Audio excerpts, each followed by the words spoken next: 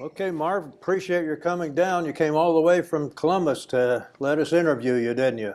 Yes, sir. Glad to be here.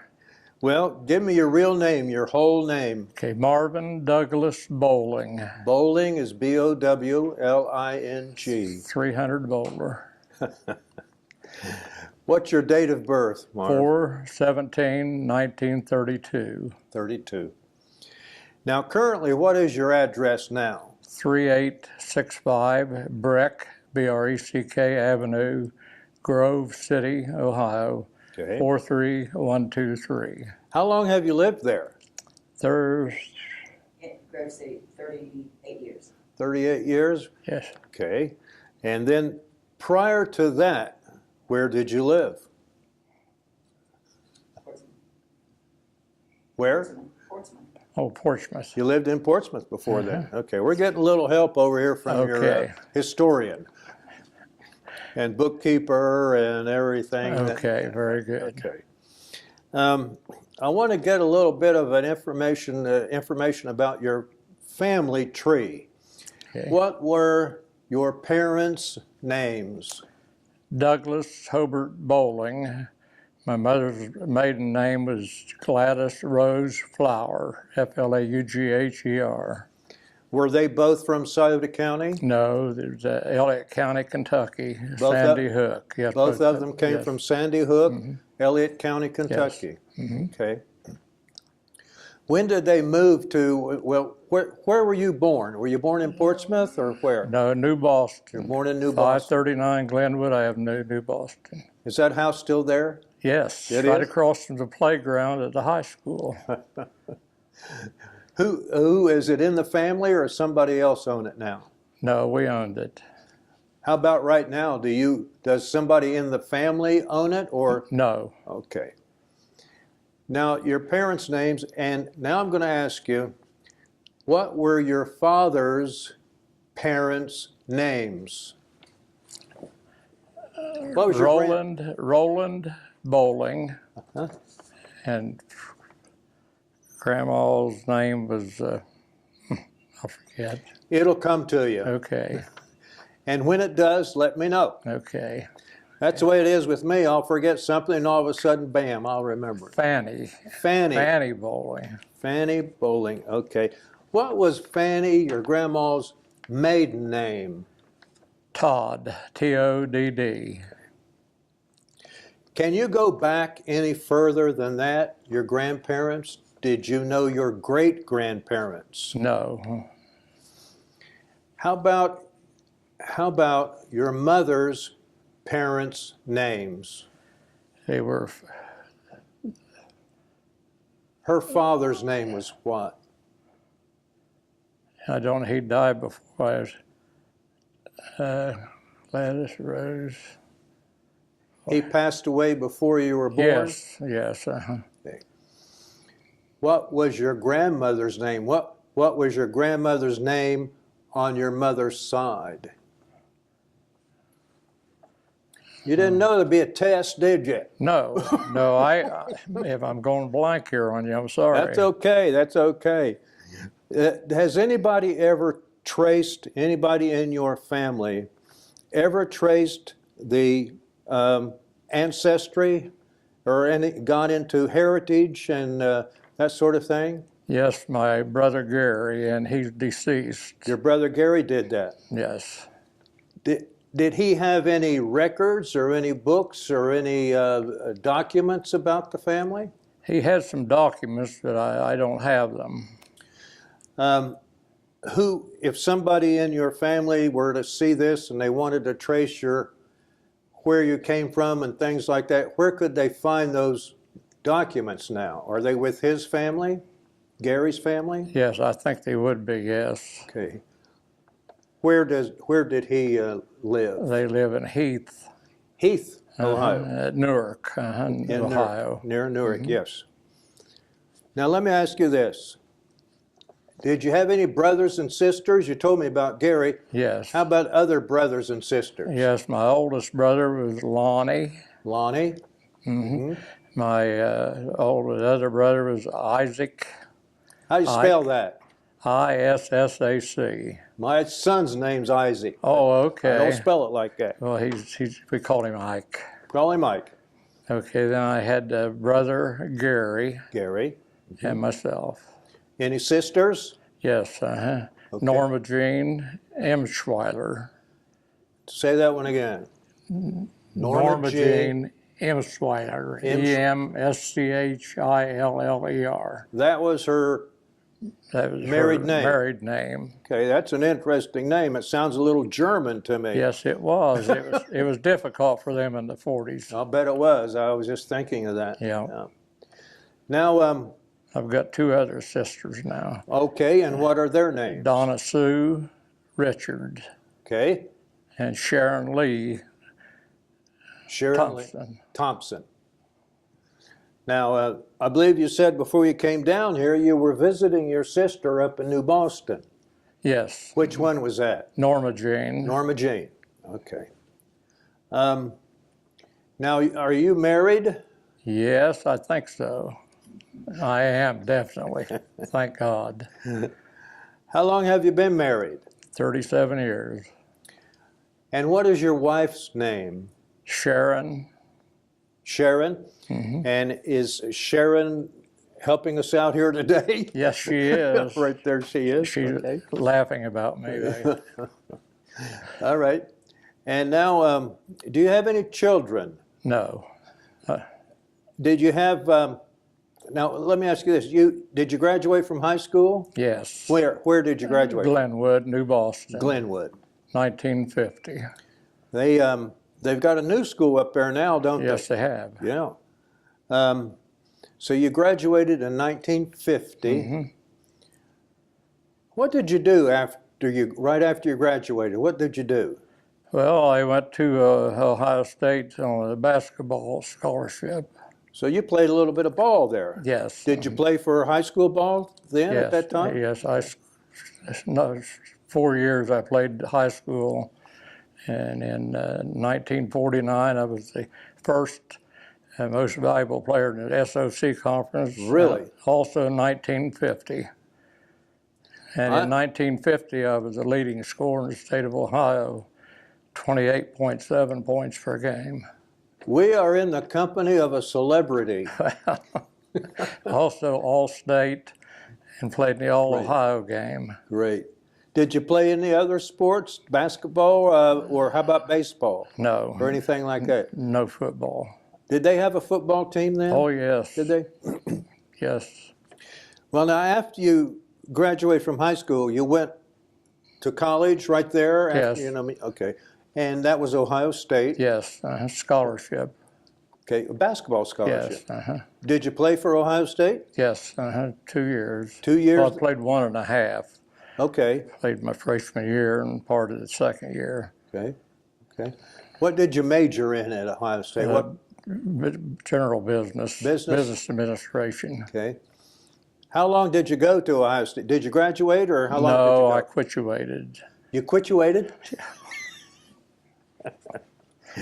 And then what happened to you? Well, 8 days after I quit, I got a notice from the draft board of being drafted. Oh, they found out about you. Yes, yes. Let me ask you a question. Why did you quit?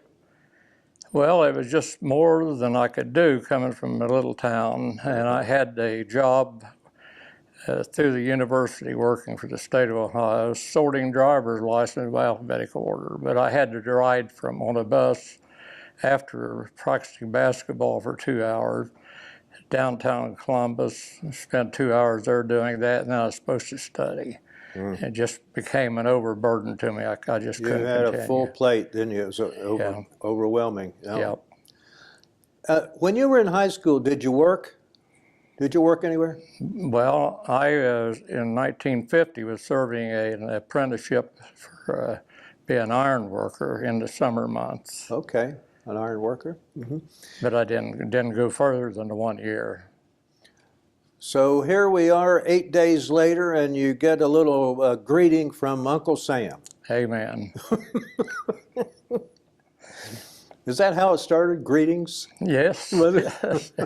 You still have that telegram? I've got it somewhere, but that's one I didn't run across. Part of the family archives now, Yes, isn't it? absolutely. All right. Well, greetings. We like you. We want you. And then when did you have to report? Well, I had, they said to go to Fort Hays in Columbus and take my physical. That was 5 days after I got out. And then after that, What's then that physical like? They ask you if you're breathing, and then you pass, right? and check all cracks and crevices and all that. Yes. So then, okay. So then, after your physical, you came home for a while, and Yes. then where did you have to report? Well, I had to report to Ashland, Kentucky. Where? Ashland, Ashland, Kentucky, yes, to Ashland. catch a train to Fort Meade, Maryland for indoctrination. And I was there for 9 days. What's indoctrination there? What did they just tell you Well, about it's the all Army? the fingerprinting, your history, about all that, and teach you not to be a volunteer for fire furnaces and work all night and try to, Okay. that was Okay, don't be a indoctrination. volunteer. And then now you're 9 days at Fort Meade. And is that the first time you ever really left home? Well, you went to Columbus there. Oh, You were in yes. Columbus for Yeah. a year and a half or something. Yeah. Didn't you? Okay. So Fort Meade, what happened then after that? Well, we were there after the 9 days, and then they had formed a troop train to go from Fort Meade, Maryland to Camp Roberts, California. And they had 5 rail cars, 4 for the troops, future troops, and 1 for the meal car One for the what? to eat. Oh, yeah, the Yeah, dining car. And yeah, what they would do, you get up in the morning and there's one restroom in the old trains. And the whole train? And everybody stood up out of the 2 cars and marched through the chow line, turned around, come back and got the chow. While you're eating, the other guys came up and went through 3 times a day. You did that.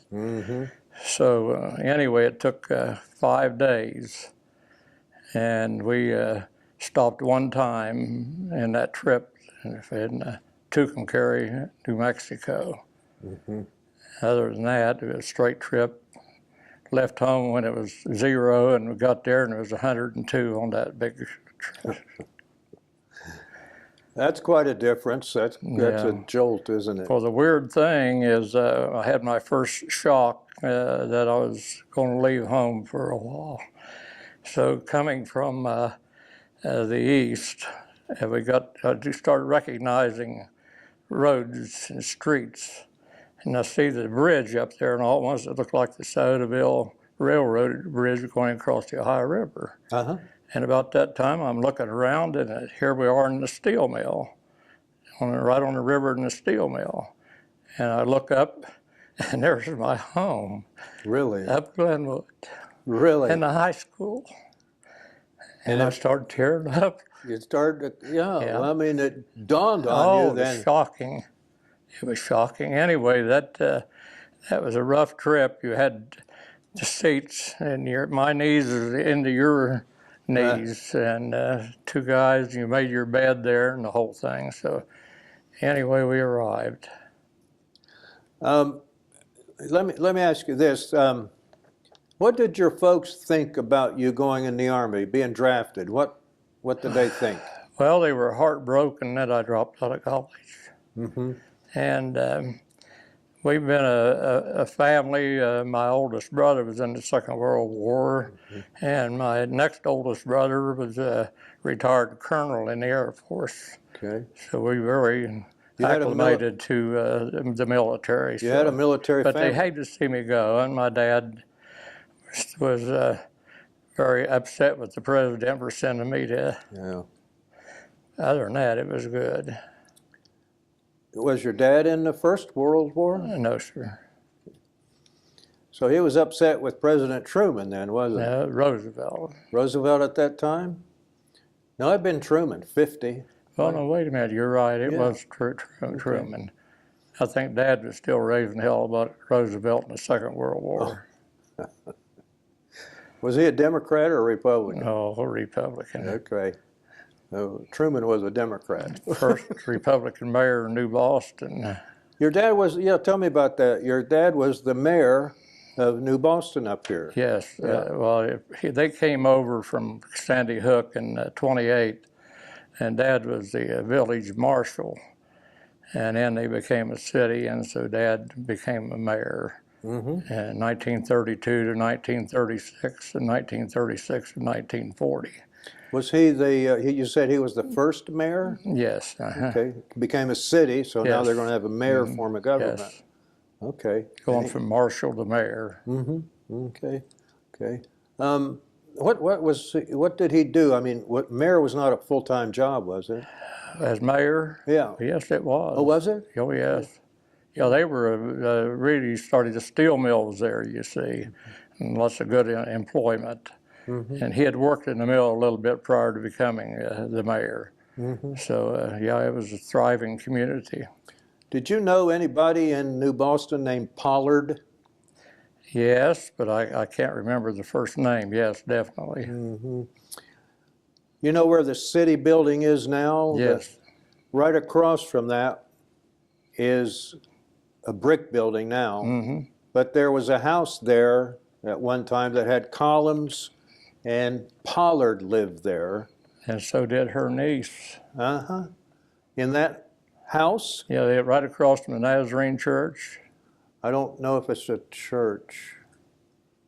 Pretty close. My grandmother lived in that house. That's where is she that grew right? up. Yeah.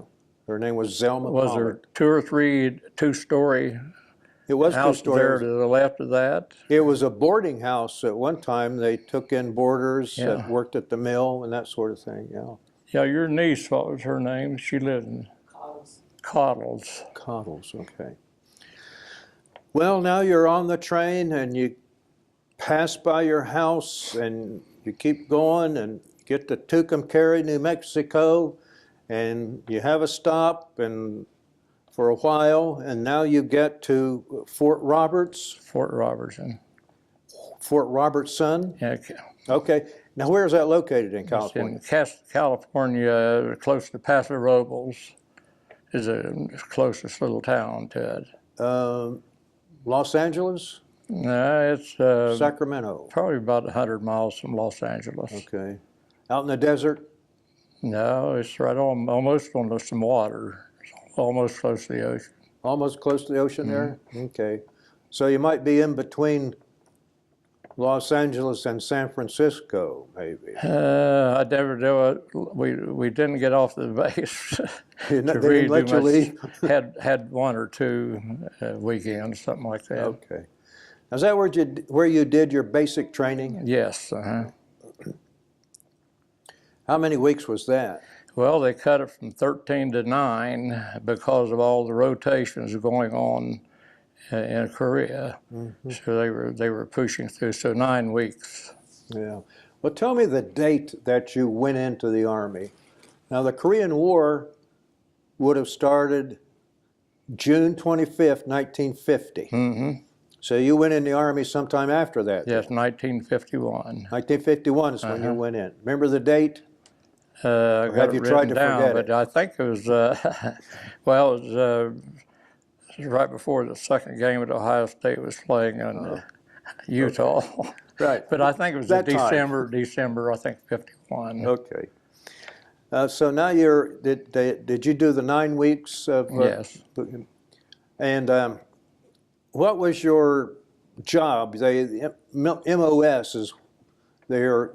Were you a rifleman? Were you? Well, it was just infantry. I was in the infantry, and we could go to any of those things, which I wound up in mortar, heavy weapons. Okay. And so that would be, what kind of rifle did you train with there? M1. The M1? Okay. And now you're going to be, did you get any leave before you went overseas? Were you able to come back? Yes, if you want to call it that. After the 9 weeks, and they gave us 7 days off to do what you wanted to do, 3,000 miles from home. What did you and do? They paid you $15.82 travel expense because the next station was Camp Stoneman, California. So Camp what? Camp Stoneman, Stoneman. Stoneman. So that's deportation by ship. But anyway, the guys, my friends from Sauter County, George Rudd, and I don't remember, but anyway, he and his wife and 3 other guys and I drove a brand new Ford all the way straight through, had 5 days at home. Wow. Then I got $152 flight back to California. So then we're in Camp Stoneman. Now you drove straight through from Camp Roberts all the way home with your friend. Who else was in? Did you know anybody else from Sauter County that was in your unit? Anybody else that you met? No, not that I can remember on that. Okay. Okay. Well, that must have been pretty rough leaving to Yes, go to, and you flew back. yes. And you end up where? Camp Stoneman. Stoneman, And that's where you catch a ship? yes. That's the boat? we're there stationary till the ship comes in. Uh-huh. And every morning, everybody fall out into formation, and I done learned not to volunteer for anything. So they started calling my name over the loudspeaker the first day out, and one of the guys said, "That's KP duty." So I didn't answer. And so anyway, it went through the next day, and they called my name again. And the guy said, "They do that twice like that. You better report," which I did. And the colonel was very upset over why I hadn't answered. What was your excuse? Well, I didn't hear him real good. Right. I still have a hearing problem. So I said, what's the charges? He said, "Well, we just wanted to inform you your grandfather had died day before yesterday." Oh, my goodness. So I said, "Well, am I going home?" He said, "No, you're frozen to this unit, and you can't replace you." Well, you're there at Camp Stoneman. How long did you stay at Camp Stoneman? About a week. About a week. And that's when you get the boat? Yes, it was a refurbished merchant boat ship and converted into troop carriers. Remember the name of it? USS Bowdoin, Boudin. How many were on that ship? It was full. It was full. No, I don't know, but I would imagine 1,000 maybe. Were you all pretty much crammed together? And Yeah, it was not. it wasn't comfortable. No, and they had the bunks were like cots on the chains, 3 high, and you never got to the top. You wanted to get to the top because you didn't want to be down at the bottom when they got seasick. Oh, right. Splashing of the. You want to be on the top. I'm sorry. No, that's good. I like that story. So you're pretty much cramped and over there. How long did it take you to get? Did you go to Hawaii first? Yeah, Pearl we Harbor? stopped on the way east to Hawaii, and I'm not sure about that, but it seemed to me like about 4 or 5 days. Did you have liberty? Were you able to go on shore? Well, that's a good story because when we got there and they let us have a 6-hour leave to go into town, which you're right there at the dock. And so me and a couple buddies were late getting off. So anyway, we didn't get to see hardly anything at Hawaii, but I did see a fruit stand with watermelons, pretty good size. And so I got the bright idea that I just core that out, and they had whiskey there, and I bought a pint of whiskey and stuck it down into the watermelon. And so we got back to get on the ship, and the ensign there, whatever he was, confiscated my watermelon. He did. I'm sure they enjoyed that later on. I wonder if he knew what was in, or if he just thought he was getting a He watermelon said, at "You're first. not the first one that tried that, Bowling." Oh, that's a good one. Well, you only had 6 hours in Hawaii. Yes, and I land. imagine that's well, I don't know, maybe they put more guys on, I'm not sure why. Yeah. Well, after you leave, so now you're in Hawaii and you're leaving Hawaii, and where do you go? Japan? Japan. Where in Japan did you go? Hokkaido. Hokkaido. And did you have any leave there? Well, we were in training again, and then to get uniforms and weapons and so forth. And we were stationed at the base of Mount Fuji at a little place called Gotemba, a little community. And we had reissue of uniforms and all, and then we had one night freedom. When we got in about 2 o'clock in the morning, they confiscated all of our clothes and stuff. Why? Reissued new. We're on another ship for Korea. Oh, okay. And How long was your leave on land in Japan? well, we had 2 days there. Okay. Yeah, we weren't there. We weren't there that long, really. A few weeks. So did you encounter any of the Japanese? Yes, yeah. There's a little village like New Boston, and Okay. all the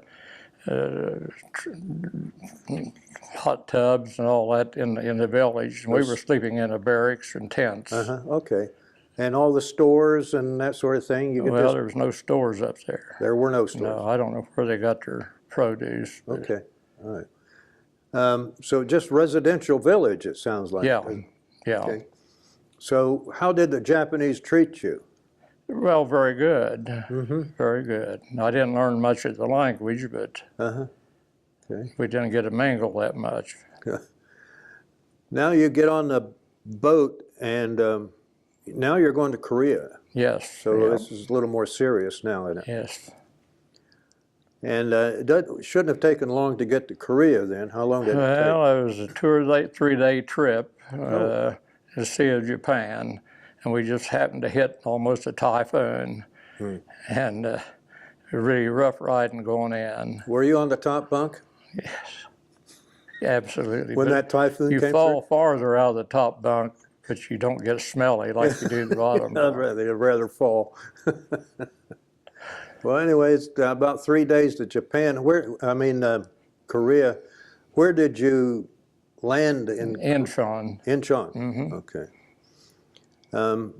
By that time, that was in American hands, wasn't Yes. it? By that time. Yes. What are you thinking when you get off the boat? Well, it was dark, and you just don't know. I mean, I just was numb, and it's a race getting your baggage and your luggage together, and they've got a train there, probably built in 1800, and it was not a military train, and had the commodes and the thing in the center of the floor. But anyway, we boarded that train almost immediately right from the ship and headed north. And Did you have your weapon at that time? yes, Your M1, or what weapon did you was have? the M1 at that time too. Yeah, I switched over to carbine later on. But you were in a mortar outfit, weren't you? Well, yes, I didn't know. And I didn't know. I'd never been in the heavy weapons part of it yet. Oh. But the train takes off. It's like 1 o'clock in the morning. And after about an hour heading north, and you can see some flashes of bombs probably, and you hear noises. But anyway, the train stops 1 o'clock in the morning, and somebody comes out and calls our names out, and then we get off the train, 4 of us. And the train takes off, and we're standing there. In 4 the of dark. 4 of you. The train leaves? Yeah. Okay. Replacements, 4 guys rotating. So anyway, our voices was called out in the dark, and somebody appeared, and so he directed us probably a mile or so into the camp, what they call Fire Direction Center, where mortars are located. Were you above the 38th parallel? No, we were below that. You were below it. Oh yeah, the mortar outfits, I think we were about 5 miles below that. Now later on, I get within 2 miles of it. Okay. Where was the enemy at that time? Well, the enemy was at the 38th parallel. Okay. I mean, I don't know if they were right on it, but it was the land in between the 38th parallel and where we were. And after indoctrination there, and really, I don't think in basic we really went through a whole lot in how to operate the mortar. But anyway, after orientation, then I was transferred from the Mortar Fire Direction Center to the Mount Hood, which all the foliage was blown off of it, and the bald head on it, and the trench was dug around the top, about 12 feet from the top, about 4.5 foot deep, and then they had caves burrowed back. I think there's 5 caves into the mountain, and it slept 2 people. Is that where you slept? Yeah, and yeah, it was.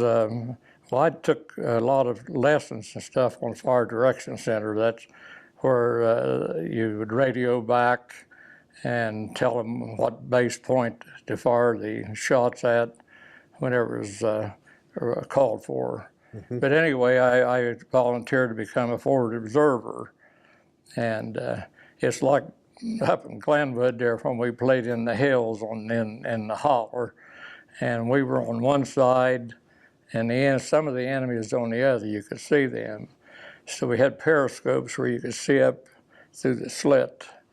And so anyway, every once in a while, they might fire a few rifle shots or something like that. But anyway, that's 24 hours a day. You've got somebody stationed there, rotating each other. And the big time was in the night when our boys would go out on patrol and get into trouble, and they would radio back to Fire Direction Center and tell them exactly where they were. Then they would know what kind of shells to charge, whether it was white phosphorus or a concussion or whatever. And then they would fire around, and we would observe, and then we would adjust to get right to the target. So if it's too much to the left, and you go 25 yards to the right. Mm-hmm. So that went on for quite a while. It sounds very risky. I mean, a forward observer means you're right up there. Yeah. Yeah, it was, I don't know how far along till we had a shell that hit into the trench. And me and my partner were in our side bunks, and the concussion picked us up and knocked us about 6 feet. But didn't have any injuries or anything. Mm-hmm. So you never knew when that was gonna happen. You're kind of on edge all the time, it sounds like. Oh yeah. Yeah. How long were you in that area right there? Probably 4 months. About 4 months there. Uh-huh. Now the mortars that you had, were they? I know from the Army. I was in the Army. They had 4.2. 4.2 is what our outfit was. Yeah. That's what it was. Okay. And I was telling my stepson about how they exploded the bomb out of there. You know, I call it the bomb. And you know, you're aware of that, the shotgun shell and increments of dynamite on stickers on the side for the distance you wanted to go. So very fascinating. Yes. You can actually see the shell go up. Yes, you could see it almost going where you're going. Well, you're there for 4 months, and there wasn't any seesaw back and forth along there? Well, we would. I mean, you'd have to drop back a little bit because the enemy had attacked, or then. No, there was no movement on that. We were never attacked. Mm-hmm. The ones we saw on the other side, it was just weird, and I think at that time they had put an order out that if you fire a shell, you had to pick the cartridge up. I mean, it was a weird situation.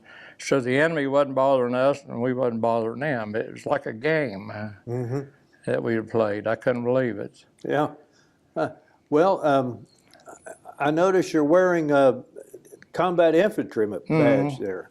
So how did you get that? You've got to be in a... That was during the bombardment there, and then we were attacked back at Fire Direction Center. I don't know, indiscriminately bombing for some reason. We were out on bivouac, and so we come out of that. But as far as firing back at the enemy, we were just under fire. Well, Fire Direction Center, those things, you're under fire, you never know. Tell me the unit you were in now. Okay, I was in the 25th Division, 27th Regiment, which was a Wolfhound Regiment, and Heavy Mortar Company, 4.2-inch mortars. The 25th Division, is that the Tropical Lightning? Lightning, yes, Tropical Lightning, isn't it? yes. Yeah. So now you're in, how long were you in Korea altogether? Probably a year, About a year. yeah, And you're 4 months of that year, you're up there yes. where you were there. Where were you the rest of the time? Well, you won't believe it, it's playing basketball. Okay. So it's the middle of the winter, and the snow down in the flatlands was about 2 foot deep. And one afternoon, and I'm on duty, and the lieutenant comes up and says, "Sergeant Bowling, how would you like to join the Wolfhounds regimental basketball team?" I started laughing. Lieutenant Wojciechowski. And I said, "Basketball?" And he said, "Yeah." He said, "The South Korean, every regiment in South Korea is going to have a basketball team. And various places will play, have interconference, whatever between the teams." So we played 8 games in 3 weeks. And we wound up playing in the finals at the University of Seoul, which is a girls' college. So we won the championship for all Korea. And for that, we got to go to Hokkaido, Japan, and play in the All Far East tournament. Wow. So every regiment and division you can think of was there. So we were there with officers' privileges, going to all the clubs and things, and played basketball. Anyway, we played 8 games, came in second. Second. And had we have won, we would have gone to Fort Meade, Maryland for the All-Army Championship. Wow. Yeah. Since we lost, the plane was there the next morning, and we were back in Korea that evening, and I was back on the mountain. You're back at Mount Hood, is that what you call it? But it was weird, though. That lieutenant said, "Okay, get your parka, get your helmet, get your carbine, you got your combat boots on." And when we went back about 2 miles, a rice paddy had been cleared off one end and a basket up. Of course, rice paddies, you know what they are, water. Yeah. So we tried out for the team there. How did that officer know to ask you? Was it in your records that you had? Yeah, he said, "I see where you had played basketball at Ohio State." And I've often wondered about that. I don't think they were computerized yet. No. So how they picked that out. Somebody had to be looking through page by right. page your records. Well, that's an interesting story. So they treated you like royalty then when they're. Oh my God, yes. Oh yeah. Daggone, why didn't you come in first? Yeah, but that was my second trip. See, I was on R&R 3 months prior to that. I forgot that. R&R. But rest and recuperation. Yeah. It took a lot of time for recuperation. From what? Rust. Recuperating from Well, just drinking. drinking? Well, having party. Not with women. No. Oh, of course. No women. Of course, soldier. Just steady your nerves. Okay, you're okay. Now, so you're about a year in Korea now, and now you're going to come home. Yeah. What? Tell me about that. Well, it just was all of a sudden. It don't seem to me like it was over 4 or 5 days until we went through and give all of our stuff up and was able to move on. Did you get any medals? Well, I got one from, in fact, the medal is in that sack, the commendation from the president of South Korea. And I just noticed on my discharge, and I don't understand, I had 3 battle stars evidently, so I don't know what that. 3 battle stars? Yeah, You don't yeah, I don't remember know the battles? well, BSS, and I don't think that's bullshit. Okay. But other than that, why? Did you get any souvenirs? Do you have anything right now in your house that was in Korea with you? Any souvenirs? Well, I probably do. I haven't gone through everything, but You still got a couple things to look through? Well, I've got the wolfhound scarf, you know, Oh, when do you're you? able to wear your khakis and Oh, go to right. parades. Okay. But offhand, I don't know of anything. I got my dog tags. I have to think on it. Did you like military life? I really did after the fact. After it was over, you Oh, looked yeah. back on it? Yeah, I had many regrets not finishing college. I had many regrets.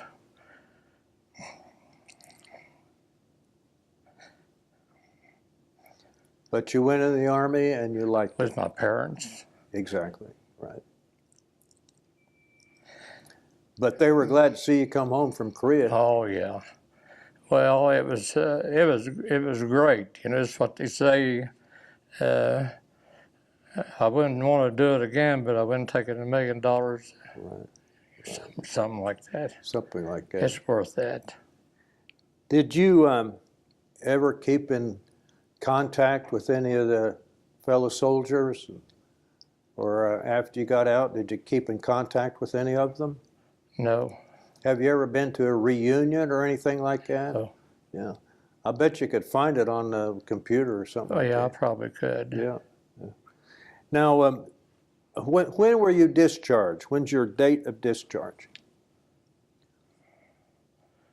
Well, I think it was in June of '53, but again, that's in my documents, and I'm not.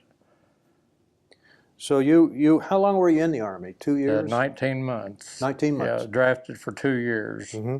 Okay.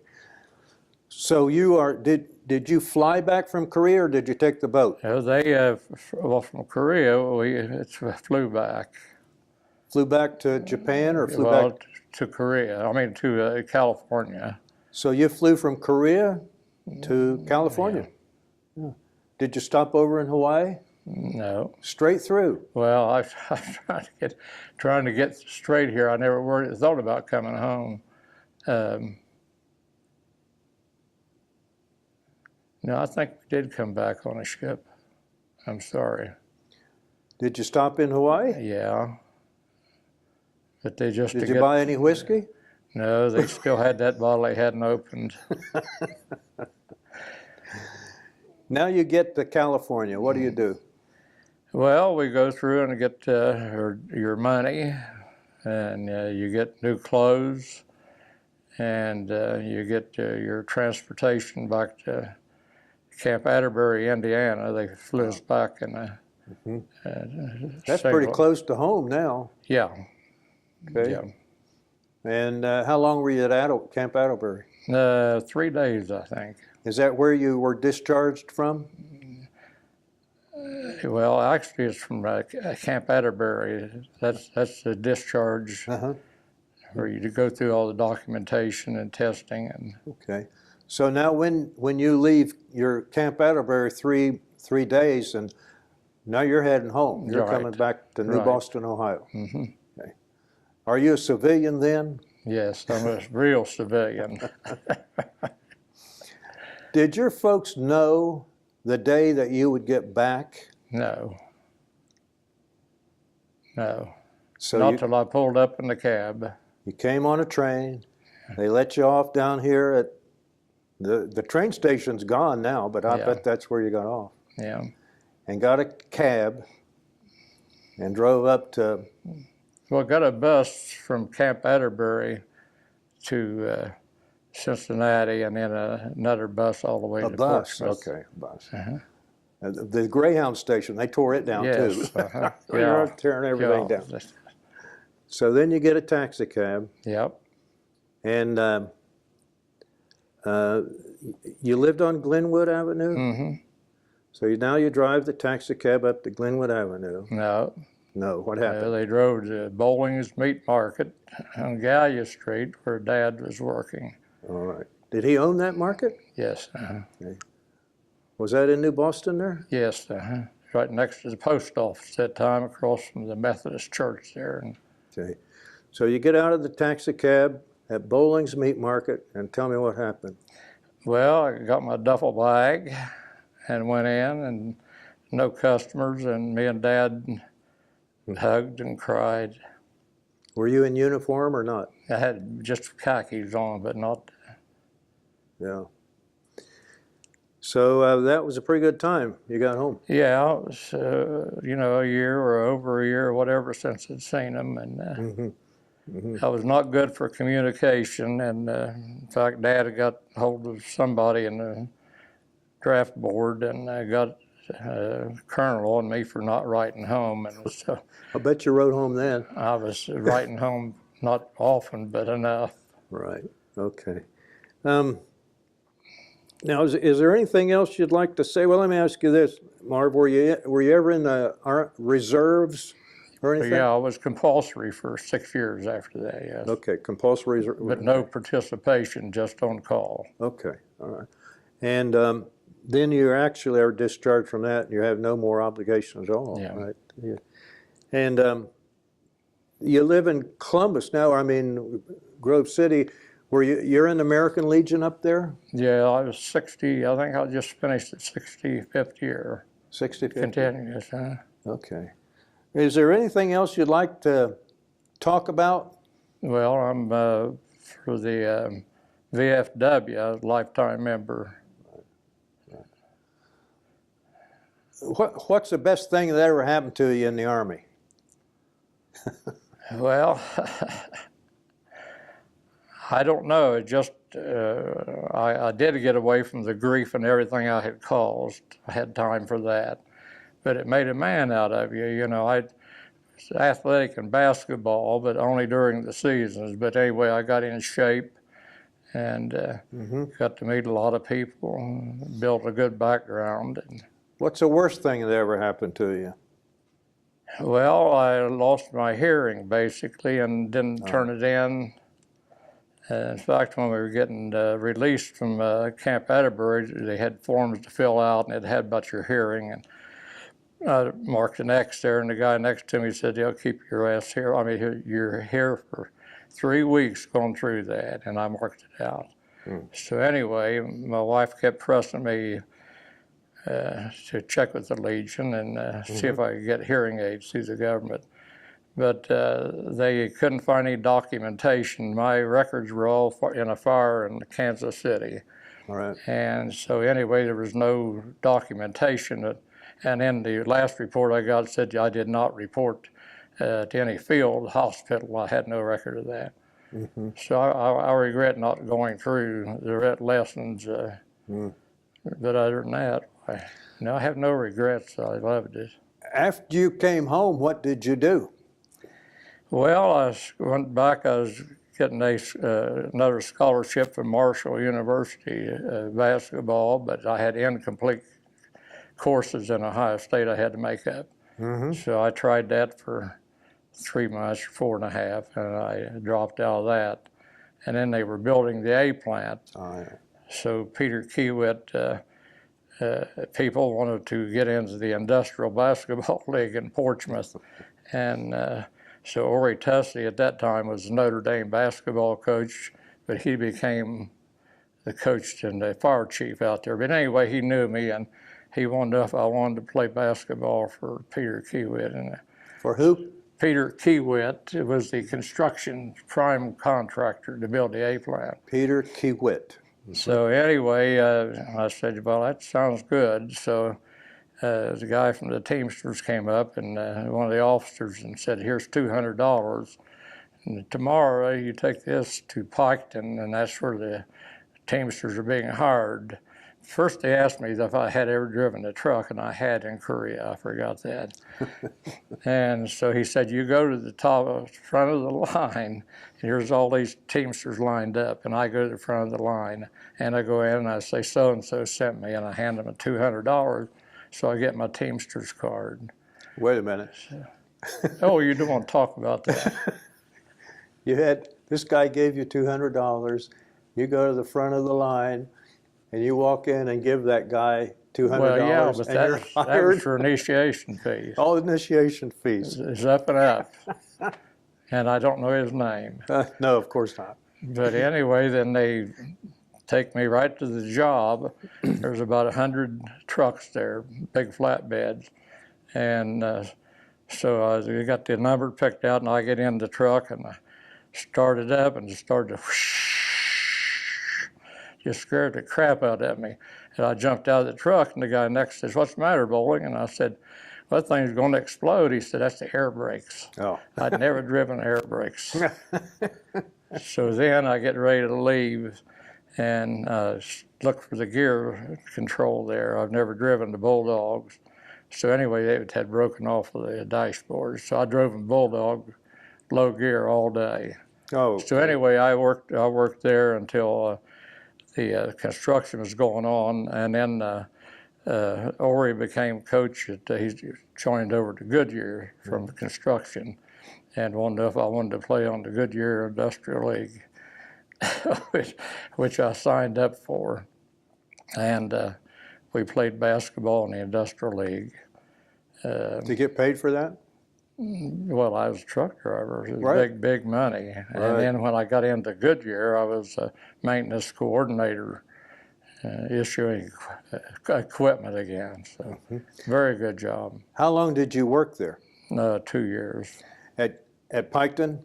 At the A Yes, plant? Okay. Where did you go then? To hell, I think, because I started working. I started working the mill in March of 1956. And did you? How long were you there?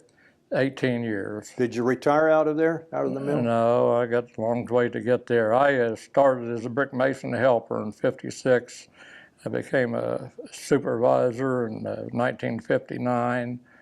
I became assistant superintendent of the coal mill in 1971, and became superintendent of the coal mill in 1972.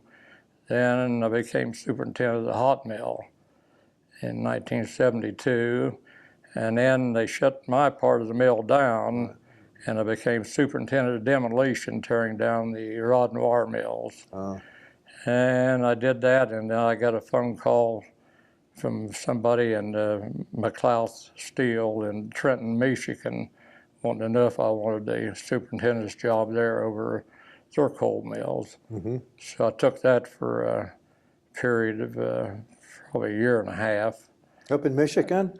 You're up Yes, Trenton, Michigan, about 45 minutes from Detroit.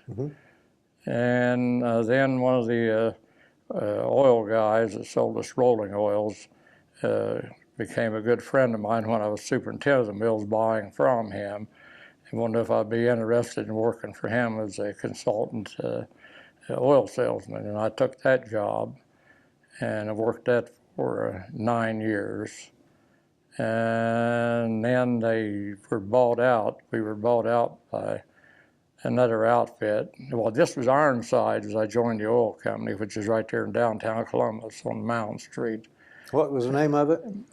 Ironsides. Ironsides. Yeah, we sold oil in 5,000-gallon tanker trucks and railroad cars. I mean, it was fascinating. It was all processed right there where the, what's the name of that big? Marinova is now, is an oil dump there. So anyway, I worked that for all the steel mills in the United States. Got a brand new Lincoln every year. You did? Yeah, and so I worked that until they done away with my boss's job, and so I got the job with oil company in Michigan, in the name of it now, it wasn't Parker Chemical, and they were bought out by Hinkle, so I was one of their salespeople, and did that for 8 years. And then my wife said I'd made enough money, and she was happy, and for me to retire at 62. If you've made them happy, you're okay. You can retire now. Well, it was a great job, I tell you. Okay. And on top of that, I was to be a corporate bartender, going to different cities when we had and set up the hospitality suite. They said I was probably one of the better ones they'd ever had. I'm sure. So that was good. But I traveled to probably every steel mill in the United States. Really? Yeah, I was gone 3 days, 3 nights a week. Was left her alone to take care of the kids. Okay. That sounds like fun. Do you have anything else you want to tell me? Well, no, I can't think of anything, but I've had a very good life, and I contribute that to the military for making a man out of me. I was pretty wild in a steel mill town, and Yeah. I know Sounds like you were still having fun after you got out of the Army. a lot of fun. What's your name? Sharon. Come here, Sharon. Stand up behind him there. And what he did forget, he said he didn't have children, but he raised my two children, and they've given him 3 grandchildren and 2 great-grandchildren who adore him. Great. I'll tell you, not a problem in the world, and she just is the greatest person with my family, and we've never had beautiful years. That's 37. Wonderful. Actually, it's 38. Let's hit him. Come on, get it right. 38. 38, just had it. I knew I was close. Been a pleasure. Well, thank you very much. Okay. I enjoyed it. All right.